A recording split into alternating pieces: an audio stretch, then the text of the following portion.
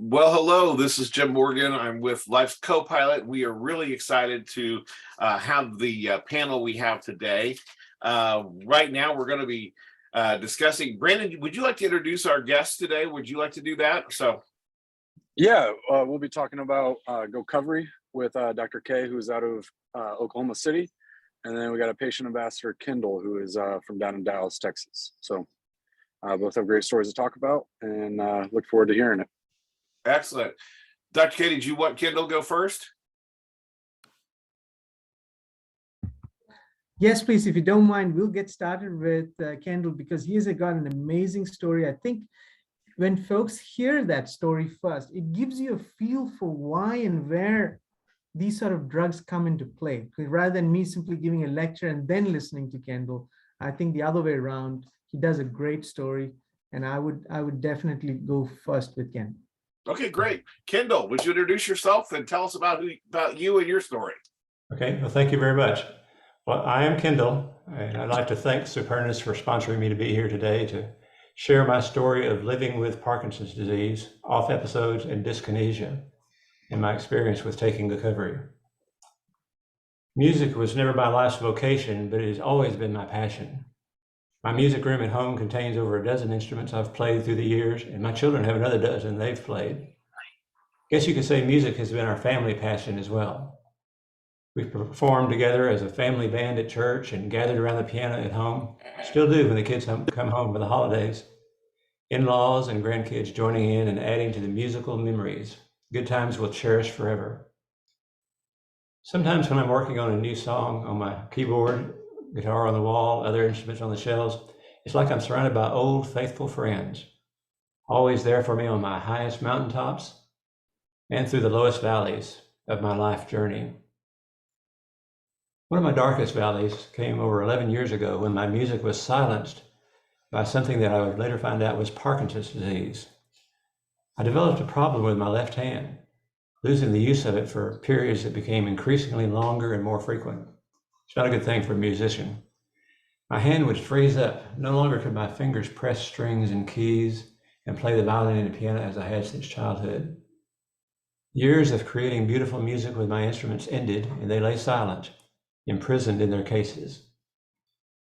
From the beginning of 2010, I spent the entire year trying to figure out what I had. My primary care physician referred me to an orthopedic surgeon for what he thought might be carpal tunnel in my left hand. The orthopedist found no structural problem, but thought it might be nerve-related, and he referred me to a neurologist. After several weeks of extensive testing, the neurologist reported the good news. The test ruled out a brain tumor and several other bad possibilities, but then came his not-so-good news. The only remaining diagnosis was what he had suspected from the beginning, Parkinson's disease. Good news? I guess compared to a brain tumor maybe, but Parkinson's disease, it was a bewildering shock. My neurologist referred me to a doctor who focuses on Parkinson's. He started me on levodopa to control my symptoms and confirm my diagnosis. If it worked, I had Parkinson's. Well, it did, and I do. I was anxious to get all the information about Parkinson's that I could. I wanted to find out what my expectations should be. I searched for web articles on Parkinson's, and I also took very detailed notes on what my doctor shared with me. My symptoms were dramatically reduced when I started taking levodopa 3 times daily. I experienced less freezing and once again could play my instruments and sing in church choir, and also in a chorus of Parkinson's patients receiving voice therapy from a nonprofit organization. In this organization and in my church, I found support, encouragement, and a chance to bond with true friends among those who share my condition and those who care for us. For about 5 years, I maintained a low levodopa treatment along with other medications, but then I began to struggle with my medication and experienced more off episodes. It became more difficult to do my work. Fortunately, a company-wide staff reduction retirement package was offered, allowing me to retire before my Parkinson's became an issue. Eventually, I got to a point of shuffling down the hall, barely able to walk. Then I began to experience another challenge in 2016, dyskinesia. I could tell visually that what I was experiencing was not like tremors or shakes, which were more rhythmic and regular. This new movement was different. It was sudden, unpredictable, and my whole body twisted with uncontrollable movement. My music was silenced once again, this time not due to my inability to move from off episodes, but my inability to stop moving from dyskinesia. I experience alternating off episodes and dyskinesia between doses of my medication. I continued singing with my Parkinson's choir, of course, because I was not the only one with that problem there. But I gave up my church choir and the enjoyment and fulfillment I had found in the music and relationships there. Our choir is prominently visible to the congregation. Viewers at home get an even closer look in the streamed video. Difficult there to avoid images of my wildly distracting dyskinesia. I was embarrassed singing in the choir or even attending as part of the congregation. It was difficult going out in public. Also affected was my playing and performing with my musical instruments. The unpredictable risk of either wired up dyskinesia or lethargic off episodes made it difficult to commit to a performance, not knowing if I would be able to play well or drive there safely. Again, Parkinson's left my instruments to gather dust and go out of tune as my capability steadily declined. But my doctor helped me once again. He observed my severe dyskinesia and initially prescribed one kind of medication, but we continued to search for alternative treatment options. In addition to managing my Parkinson's, my doctor also teaches at the local medical school and is personally involved in Parkinson's research there.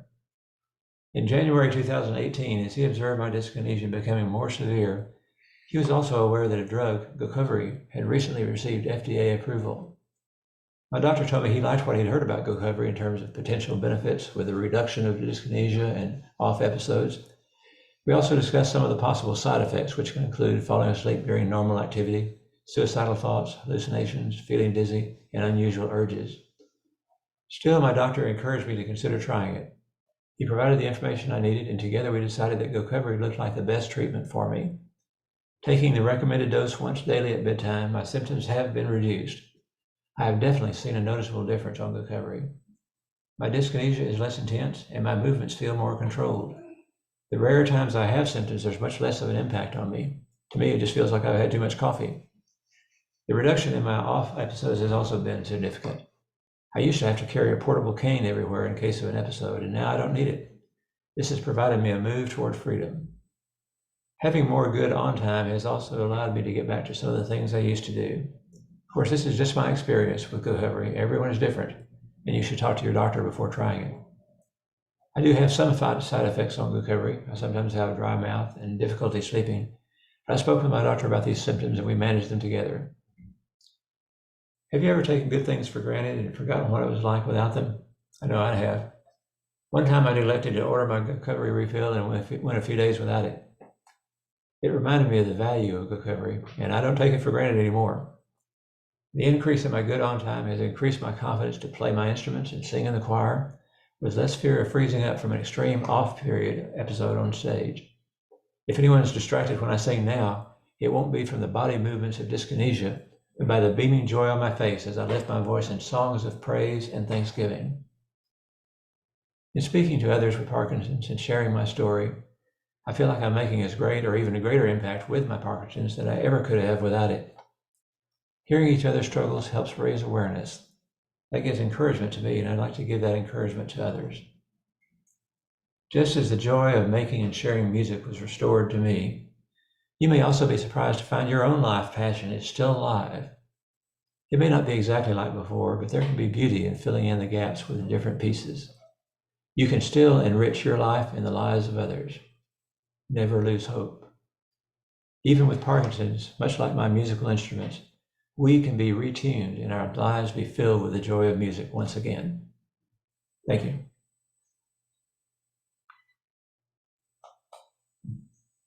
Sorry, I had my mic off. Thank you, Kendall. That was great. So I was shocked that I didn't know that it would do both off period and dyskinesia in the same thing. So that's amazing.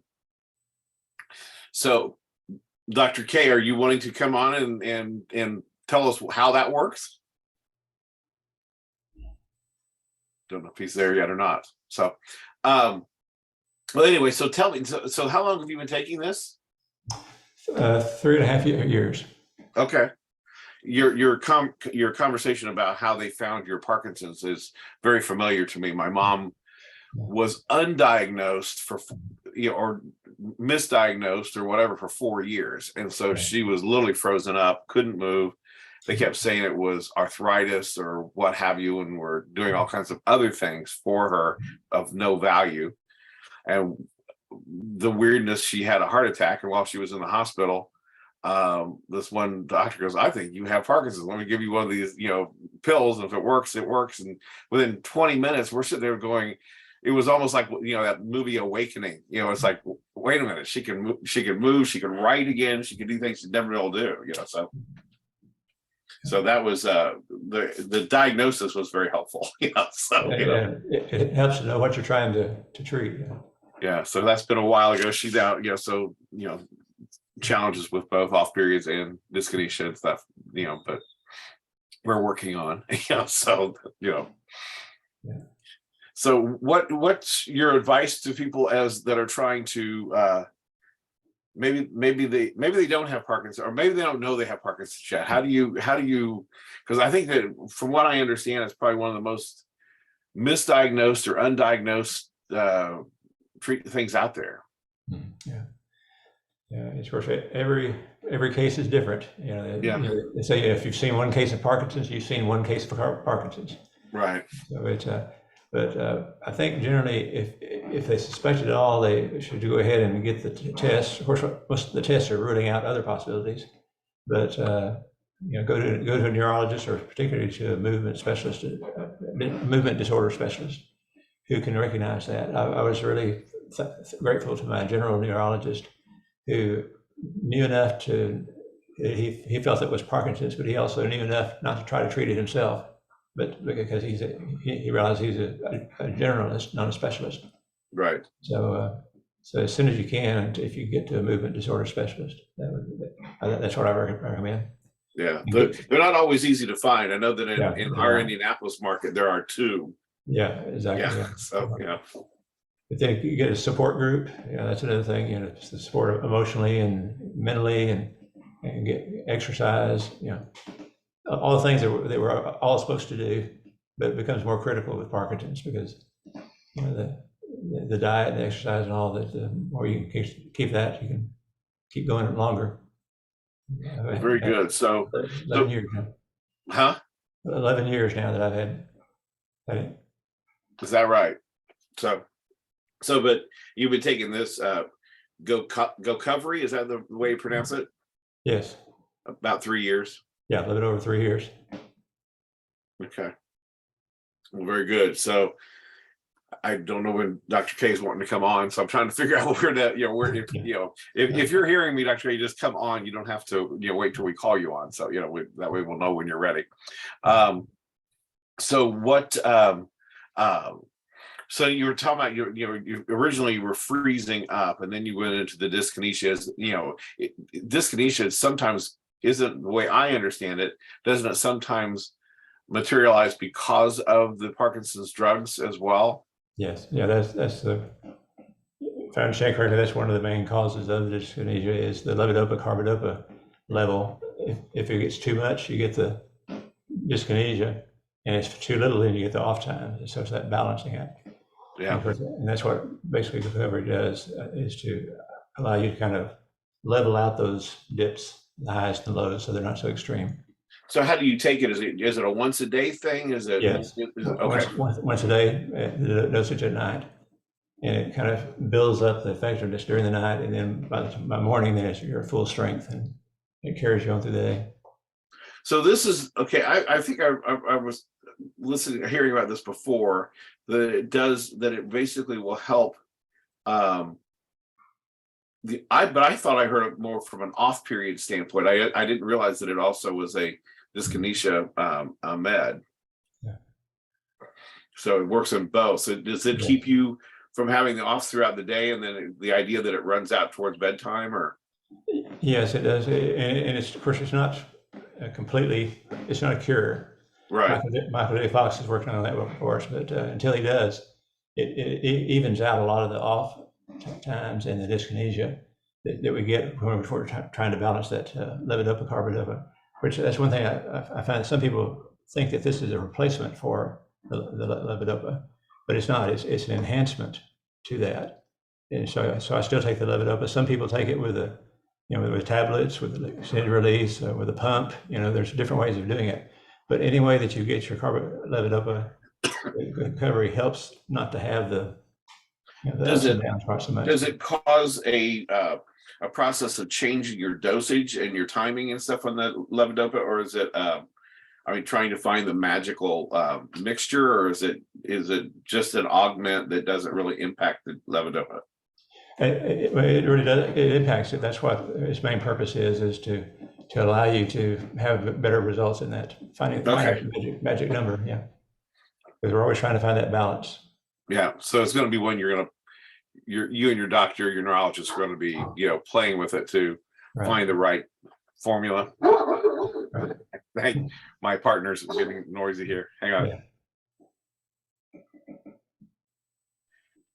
Yeah. Who knows? Somebody's probably come to the door of the FedEx or something. So or there's a squirrel. I'm not sure which, but anyway. So what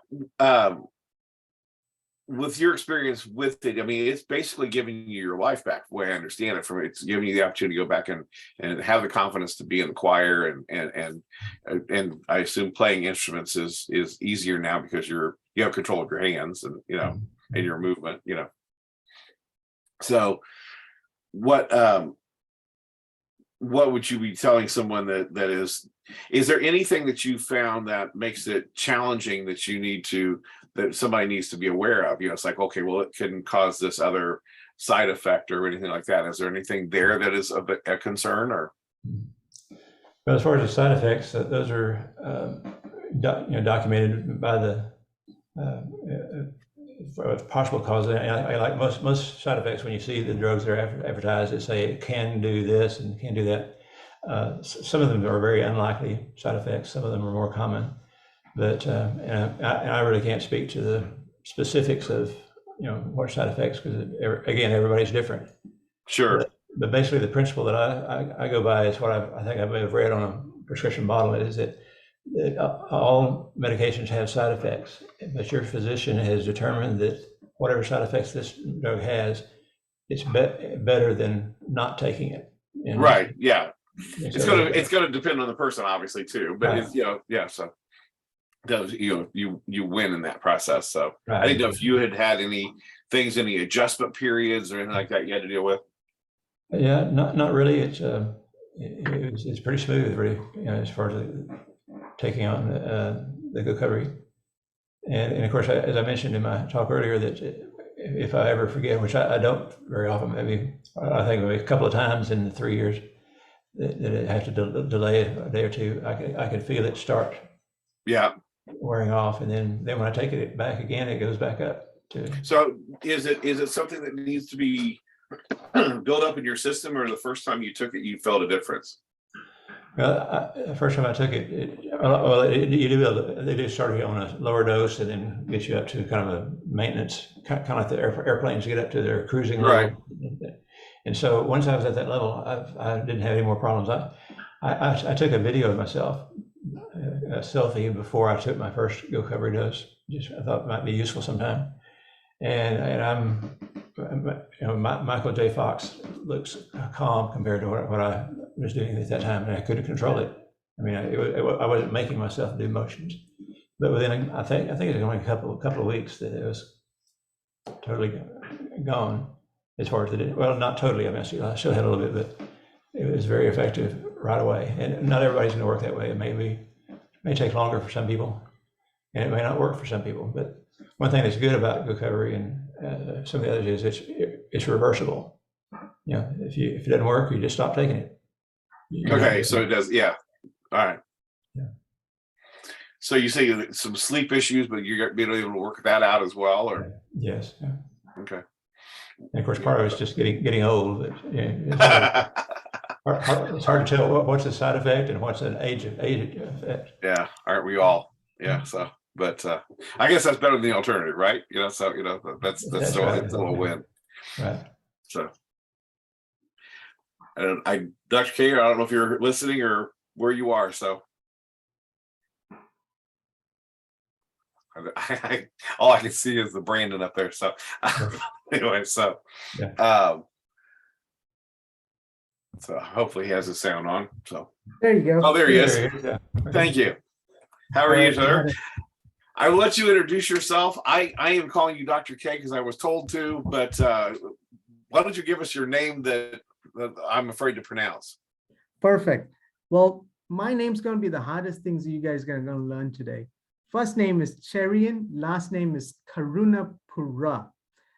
The Z and the H in that is very misleading. It's like an R, and it's actually my last name's Abraham.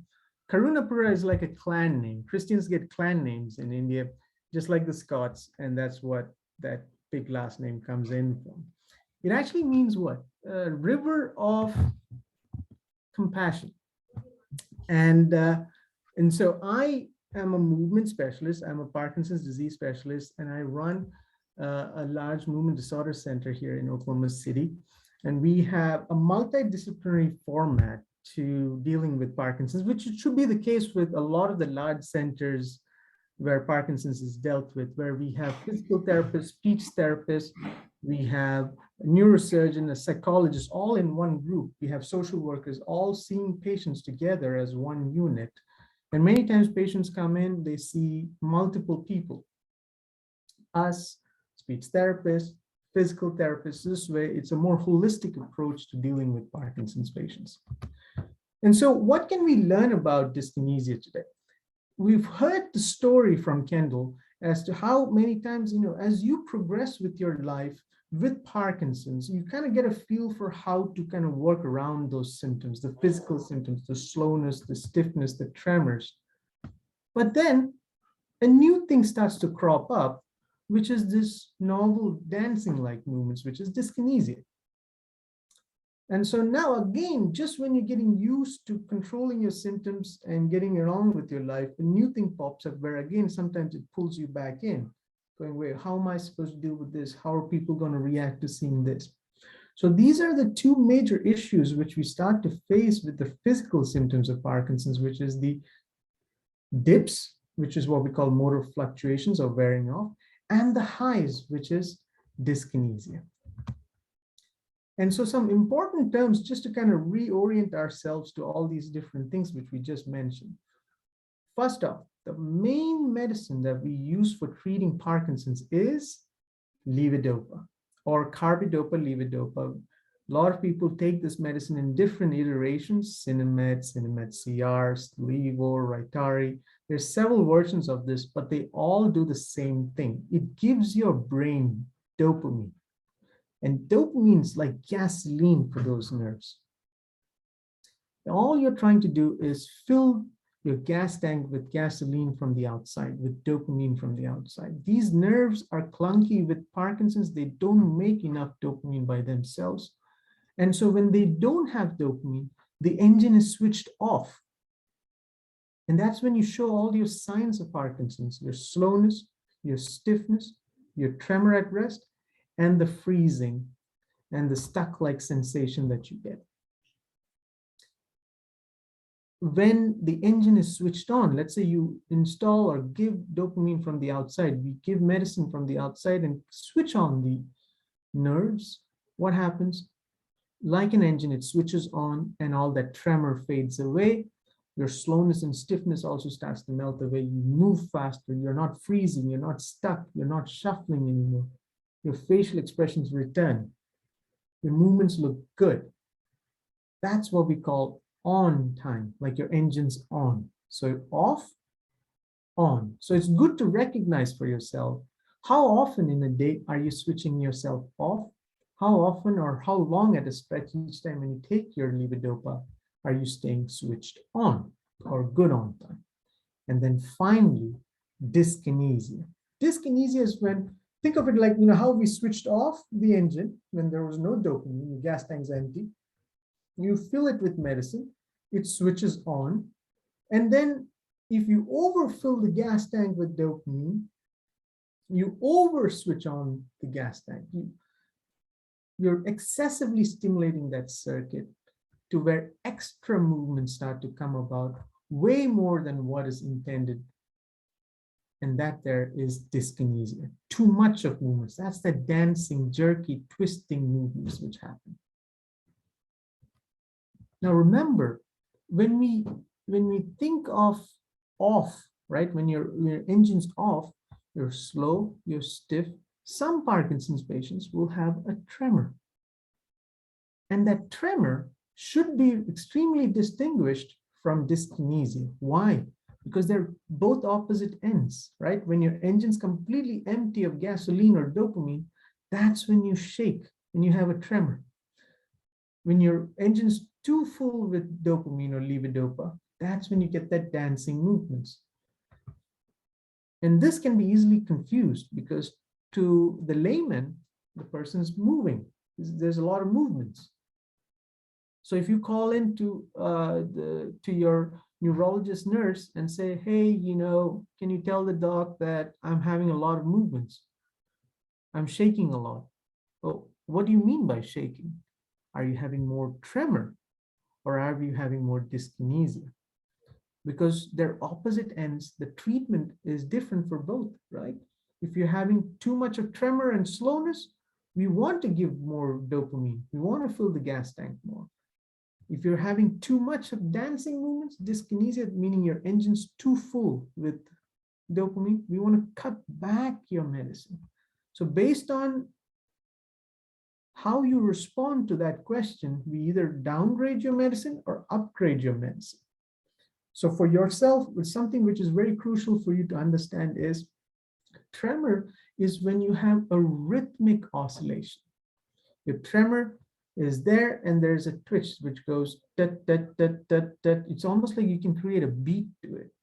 It's a rhythmic oscillation of a body part, usually your hands, sometimes your chin, sometimes your leg. Dyskinesia, there is no rhythm there. There's no tit, tit, tit, tit, tit, tit movement. It's just dancing, twisting, jerky. It's unpredictable sort of movements. That's what you see with dyskinesia. And so, as I said, as people start to dip with their symptoms, right? I mean, we're talking about once you start to get Parkinson's and you start taking your medicines like levodopa, approximately 4 to 5 years in is when you start to get these dips where you feel like your medicine's not lasting long enough. You go from one dose to the next, it's not smooth.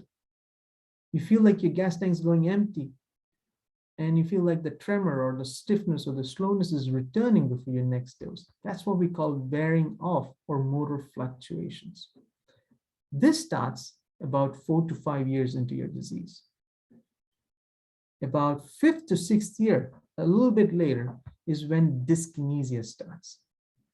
So we saw that these sort of fluctuations and dyskinesia both affect a person physically, socially, and even emotionally, because now they're distraught by the fact that I have these new movements which have come about, what would people think?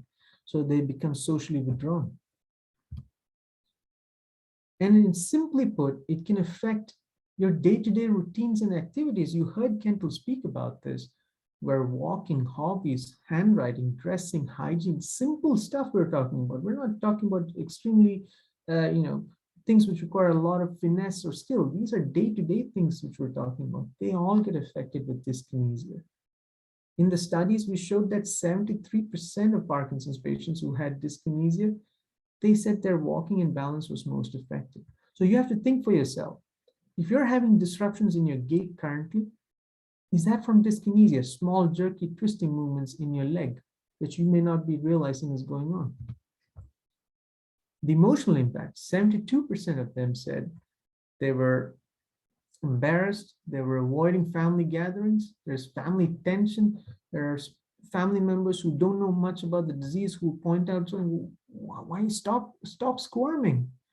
I mean, why are you squirming around when you're watching that football game? So it's when you get real excited or stressed is when the movements start to happen. And so with all of this, we know that it's a condition within the Parkinson space, which we really do have to treat. We can't leave dyskinesia alone. And so remember, dyskinesia is too much dopamine in your gas tank. So one option is what? You see that on the left.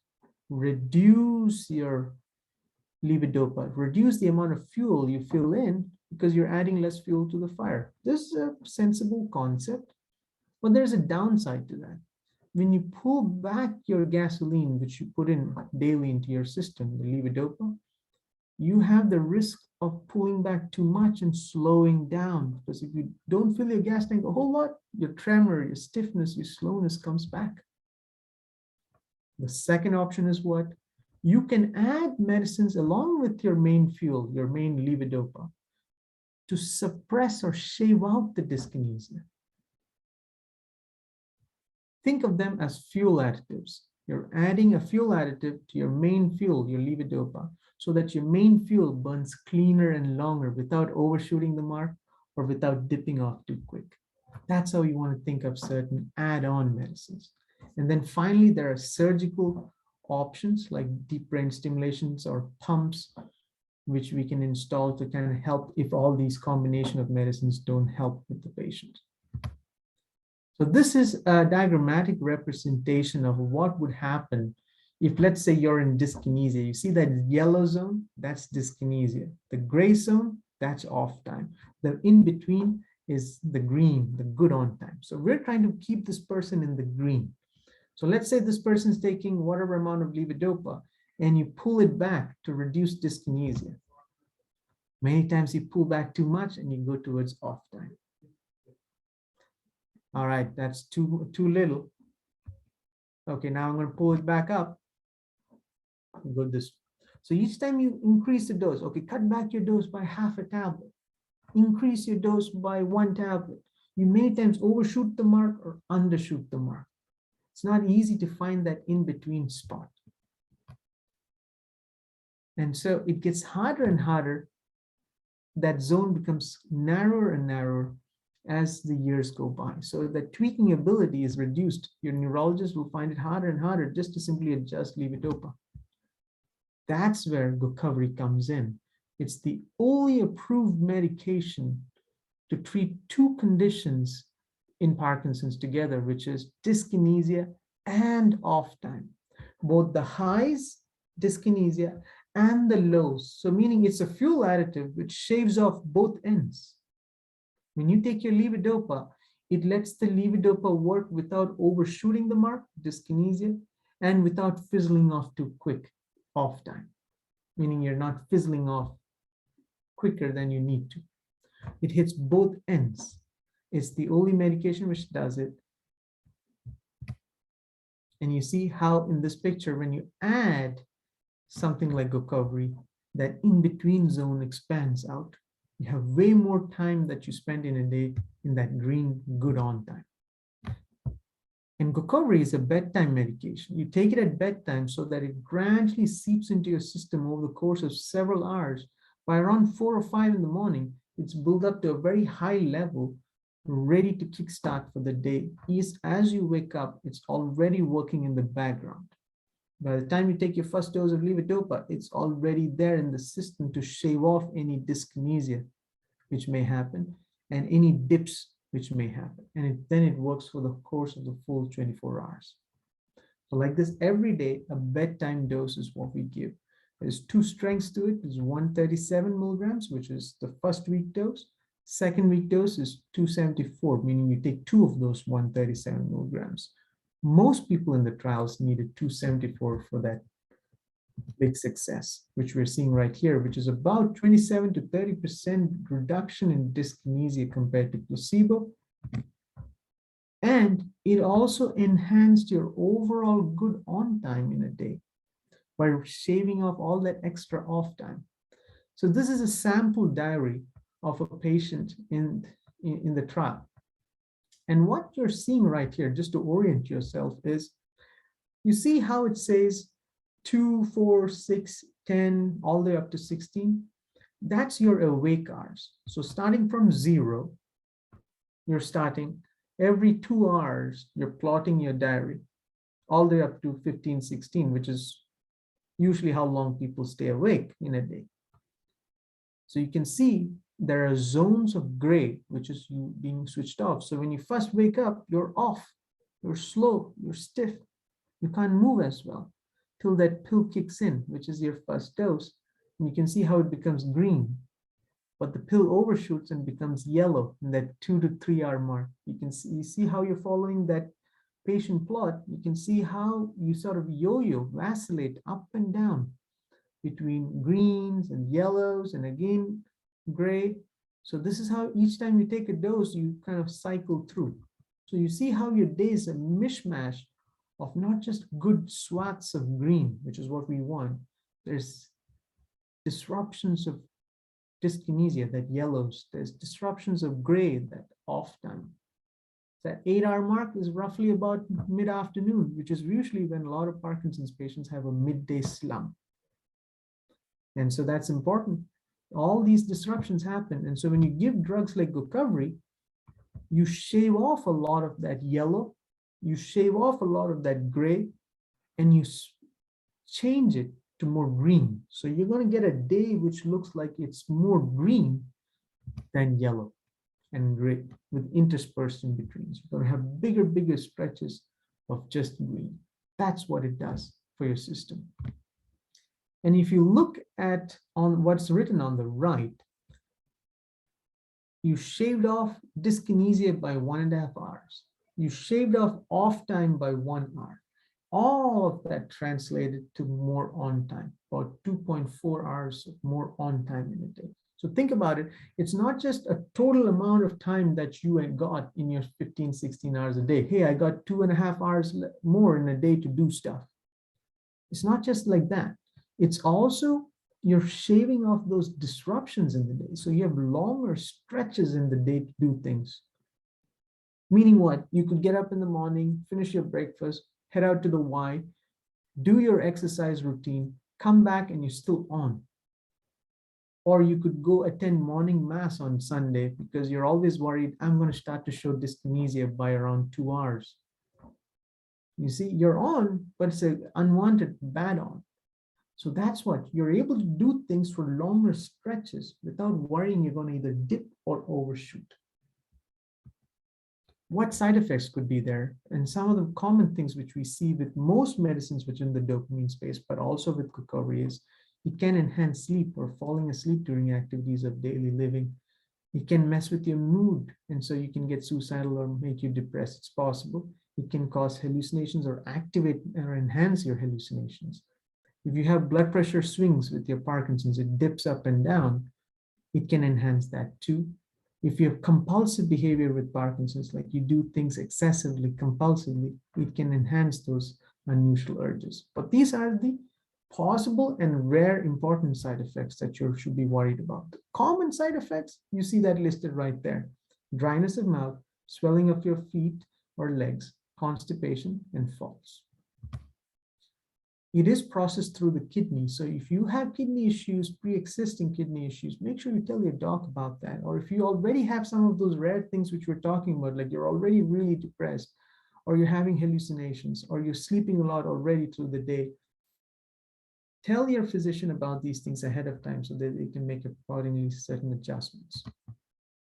So the way you want to think about, is Gocovri right for me? Like I saw this lecture, I heard Kendall speak. Is Gocovri right for me? How would you know how to do that? Track your symptoms just like that patient plot that you just saw. Write out your day, every hour. Wake up in the morning. Let's say you wake up at 7 every day. 8 o'clock, how am I feeling? Am I off? Am I on? Or am I in dyskinesia? And just do that for your awake hours. And do that for about 2 weeks. Ideally, the last 2 weeks before your next clinic visit with your doctor. And so that's perfect because you can give them a lot of feedback. Like, doc, when I did this for 2 weeks, I can see that always around 1 p.m. I'm dipping. Is there something we can do about that? Or by around 10:30 to 11, I seem to be having these dancing movements. So that's how, even before you see your doctor, you will start to see trends in your day-to-day routine. Like every day around 10, I'm doing this. By evening, I'm having dyskinesia. So you keeping that sort of a record or track, just 1-2 weeks worth, makes a huge difference. And if you see that you're having a lot of these dips, up and down fluctuations, there you go. That's how you know Gocovri is an option for you. GoCovery on Board is a service or hub which is set up by the company, which is a dedicated simple point of contact to help with timely fulfillment of your drugs each month. They also do your benefits verification and see how your insurances apply, what financial options you might have. And if you have commercial or private pay, you have a $20 copay program. And there are also third-party patient assistance programs which they can help you sort of direct you to. And so what did we learn today?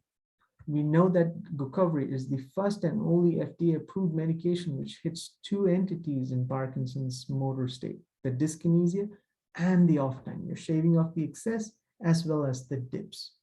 And it's a one-time night dosing for full day coverage. Thank you so much, everybody, for being so patient.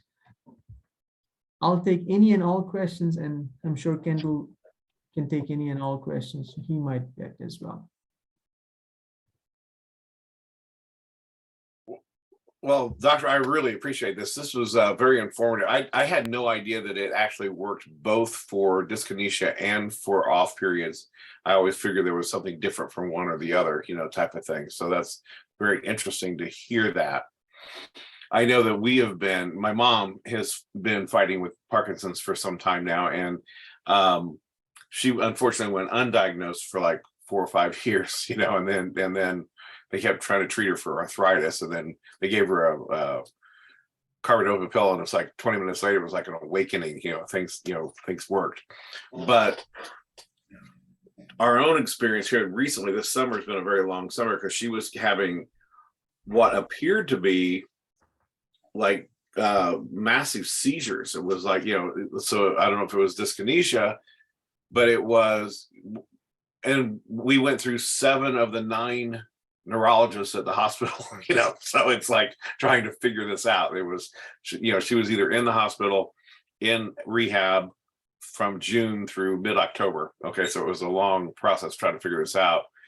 But she would have these attacks, I would guess, so violent that she would knock people down with her. Like she could take 4 caregivers down, and she's all of about 4. She was 4'11" when she was 20, so I don't know how tall she is now, so a long ways from that, but so they've been playing with this, trying to find things out. I don't know that we've dealt with this particular drug class, but it's been an interesting ride trying to find that balance. At one point, we did get into a movement specialist. It took months to get in, and we got our 6 minutes while we were there. So, and in the notes, the doctor said was she had the highest level of the COVID, the Parkinson's drug she'd ever seen. But she goes, she's doing fine, and so we didn't do anything about it. Now we took her in on a stretcher because she was falling so much. So I'm going, doing fine was really not a good analysis there. But I think right now we got things under control, but it's been a long ride trying to find this balance to, total freezing up to total flailing, and it's not been moderate. It's wild swings. So, and you see, that's the sort of, if I had to pull back my slide to show you this zone right here.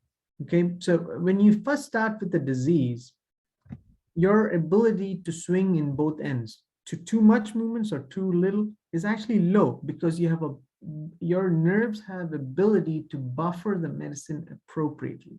When you're giving the nerves medicine every couple of hours, it keeps it in that green zone longer, rather than letting it stretch over into yellow or to gray. As the years go by, that ability gets shorter and shorter and shorter. And that picture is shown by this next picture, which I just moved over to. You can see the green zone there is very narrow. So you either end up, and this is what we call a brittle Parkinson's. They're so brittle that you switch from, when you take levodopa, if you take a little too much of levodopa, you switch over into the yellow. You take a little less of that, you switch into the gray, which is freezing and slowness and stiffness. So it's very hard to find that in-between spot of just right, because the nerves are so damaged. The only way they can switch on is by over switching on. And when the dopamine levels recede, they immediately just shut off the engine. There's not an in-between point which is smooth. And this happens for people who progressed quite a bit with their disease. Their nerves become so brittle. And that's where, and again, if you asked a patient, how would you prefer to be in? They're always going to pick the yellow side. Why? Because they can move. But it's at a significant cost. I mean, they're flailing, they're moving about. So that feeling of having excessive movements is what you're trying to shave off many times with a drug like GoCovery. But it's also expanding that green zone right there, to where when you add a fuel additive like GoCovery, you're giving the dog more ability to kind of dial down the levodopa a bit, dial up the levodopa a bit, and you still stay within that green zone. That's how you think of these fuel additives. So That's excellent. That makes a lot of sense. So it is not foolproof. It is not like where it's going to take away the entire problem, but it gives you way more window of opportunity to play with. You see how the green zone expanded there? That's what you're doing with patients, with drugs like GoCovery.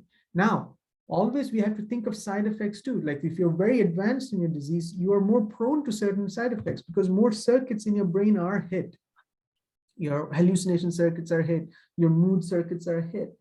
And so there too, the doctor might have, I know you say, it probably gave you about 5-6 minutes, but in their thought process or algorithm, they may have considered many options and said, no, no, no, no, because of some of the extra things your mother might be facing.